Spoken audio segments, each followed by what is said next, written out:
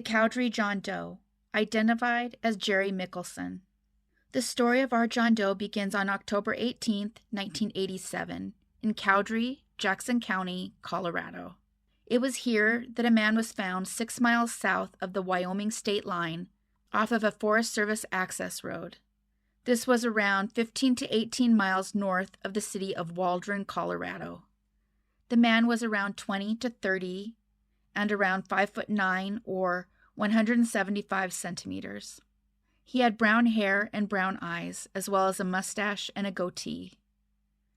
They were able to determine he had scars on his right cheek and right knee. He was wearing a 3/4 length coat, a brown windbreaker, a yellow sweatshirt, black pants, and hiking boots. So he was dressed rather casually, but not in a way that suggested he was homeless. His life had been taken only the day before, placing that date as October 17, 1987. When he was found, he also had on a vest that had the initials LBL. So they'd hoped these were his initials and they would break the case open. Sadly, they were not, and they did not. Nor did the titanium rod found in his femur.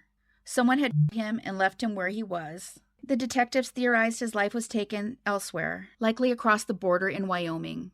Soil samples taken from his hair were in fact traced to Wyoming. Investigators would exhume his remains in a hope that Genetic Genealogy would finally give him back his name, tracing some family members to Jerry Mikkelson. And once again, he was a man with a name. We know now that Jerry broke his femur 6 years before his life was taken, and this led to the titanium rod. We also know the initials on his clothing were not his.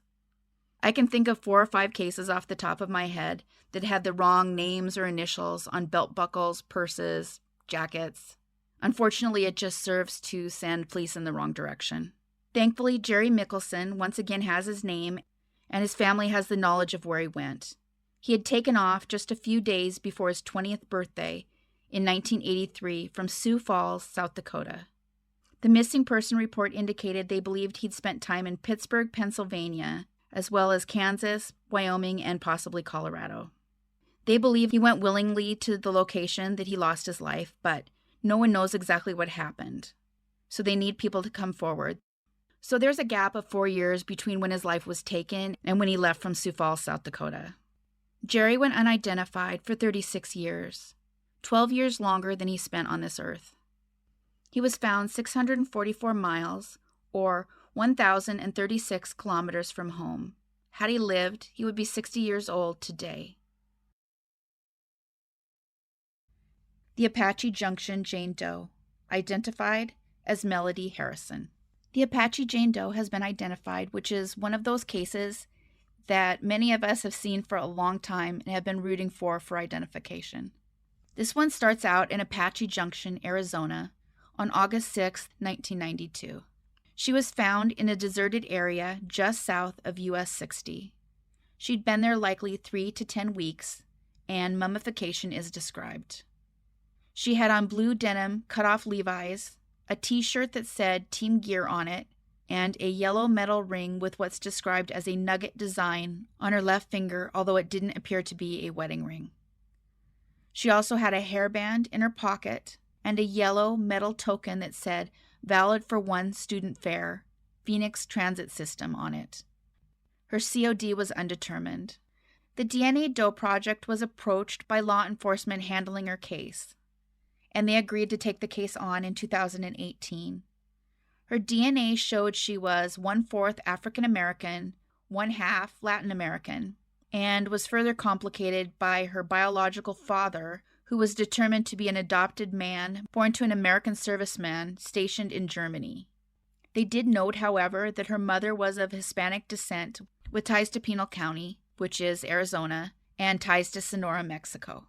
When I covered this case originally, I included a long list of possible surnames. So rather than just rerun my original video, which that's not necessary now with the names, I opted to just save time and will just explain that they got to a bunch of names, but they had no GEDmatches. There were some issues with privacy changing during that time on GEDmatch, and there were less people to look from anyway. In her case, in 2020, 80% of the matches were hidden behind a wall in GEDmatch, and you had to opt in. So this sort of left the case in a holding pattern. It led the DNA Doe project to put out the names and hope that maybe someone would come forward. Then in June of 2021, they got a slight break and they found a name of a close relative. But even though it came up on there, they weren't able to contact him, so they once again were in a holding pattern. Although they had that person's name, so they put out a plea, and eventually someone came forward and it worked, and they found the man in April of 2022. He would eventually be identified as our Jane Doe's uncle, but this was just the start of the twists and turns in this case. And this is all added into the fact that they find matches and move forward, find more and move forward. So they're constantly putting out DNA test kits and running the DNA in hopes of getting closer. And so in this case, when you have someone who was adopted, everything's a lot harder. They eventually figured out that 2 boys who were full brothers were adopted out to different families. They would come into contact with a cousin, and this would lead to a half-aunt. And that woman would explain for the first time that she had a half-brother that she found out about when she found a birth certificate that had been left by her father, who passed away. Her brother Bernard was born in 1953, and his mother was a German woman. His father was a black man who was serving in the military and was indeed stationed in Germany. His sister would share that while she knew she had a brother, she couldn't find him. However, the DNA Doe project did. So in its own way, her case led to something good for someone else, despite the huge initial tragedy. The fact that both boys were born overseas just made it all that much harder, especially if someone was trying to trace the genealogical roots themselves. In this case, they had professionals. So when the DNA Doe project approached her, she would tell them that she did not believe her brother could be found. And it does appear that his adoption was an overseas adoption. Either way, he wasn't living in Germany anymore. So while he was adopted over there, he was actually here in the U.S., in North Carolina. The woman was so defeated over trying to find her brother Bernard. All they had was his birthday and biological names. But that was all that the investigators needed for the U.S. Department of State to pull off something that had been impossible for his sister. The DNA Doe project announced that the identification was due in part to the relentless efforts by Apache Junction investigator Stephanie Bourgeois, as well as Genetic Genealogy. Stephanie took the case over in 2008 and worked it all the way to the end. And this thankfully paid off, giving Melody Harrison her name back. Melody's age is shown on the screen here, but if anyone is listening only, I'll just say it's 3/4 of the way to 20. Melody's uncle, who helped drive the search for her name, was contacted and became very emotional when he learned that he had a niece who had gone unidentified for 30 years. He explained later that part of it was fueled by the fact that he had no biological family, that he knew of at all, to suddenly having a niece who had gone nameless for 30 years, saying this impacted him greatly. Truthfully, just typing the words I just said out loud while I was writing this up made me emotional myself. It's pretty incredible what they did in this case, and many good things came out of the bad. There's family now getting to know each other that wouldn't have otherwise. Press articles also state that they're looking to find Melody's biological father, in part from Melody's aunt and uncle, who have been searching for biological relatives. They know that he's half African American and German, possibly adopted by a military family with ties to New York, and they feel he deserves to know what happened to his daughter. The Apache Junction police say they've come so much farther than they ever thought was possible. Please call the number if you know anything more about this case. Melody Harrison was found only 35 miles or 56 kilometers from where she lived.